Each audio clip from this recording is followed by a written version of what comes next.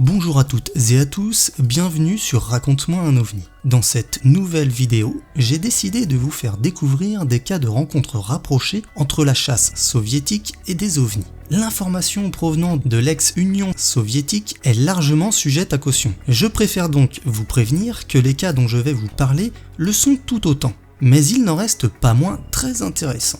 N'hésitez pas à partager la vidéo, liker et laisser un petit commentaire, cela aide énormément la chaîne à grandir. En route pour un voyage vers le passé, direction l'ex-URSS. Le premier cas nous ramène dans les années 80, dans la région de Borisov, ville située actuellement en Biélorussie. Le radar de défense aérienne soviétique de la région a repéré un objet qui volait à haute altitude à une vitesse inhabituelle. Des pilotes de chasse soviétiques à bord de leur MiG-21 sont alors envoyés pour intercepter cet objet qui se situe au-dessus de la ville. En arrivant sur place, les chasseurs soviétiques ont repéré un grand disque volant avec 5 faisceaux de lumière émanant de celui-ci. 3 faisceaux étaient dirigés vers le sol et 2 autres projetés vers le haut. Le contrôleur au sol a ordonné aux avions de changer de cap, et l'un des avions s'est positionné au même niveau que le disque. À cet instant, le disque s'est soudainement envolé pour égaler la vitesse et le niveau du chasseur soviétique de tête. C'est alors qu'un des faisceaux lumineux provenant de l'OVNI fut pointé directement vers l'avion, remplissant le cockpit d'une lumière aveuglante.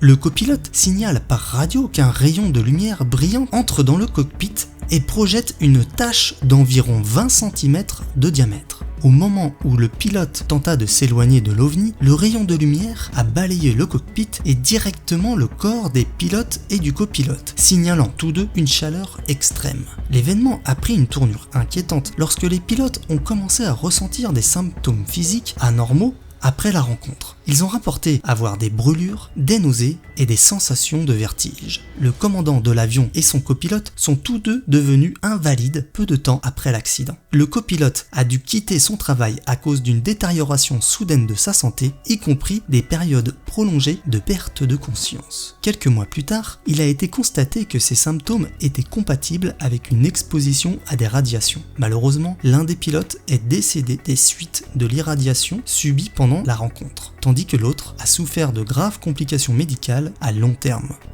Le deuxième cas provient du témoignage d'un colonel soviétique et se passe à une période indéterminée pendant l'ère soviétique. Vu le type d'appareil aérien décrit un peu plus loin dans l'histoire, j'estime que ce cas a dû se dérouler dans les années 50 ou 60. Le colonel raconte avoir été en mission en Hongrie sur une base aérienne. Lui et ses camarades étaient en train de préparer les vols à venir quand tout à coup, on leur a dit que tous les vols étaient suspendus et qu'il ne fallait pas brancher les différents moyens radiotechniques. Tous les pilotes se réunirent sans comprendre à quoi était dû ce changement de programme inattendu. C'est à ce moment-là qu'un des militaires alerta les autres. « Oh, regardez, mais qu'est-ce qui est suspendu au-dessus de nous ?»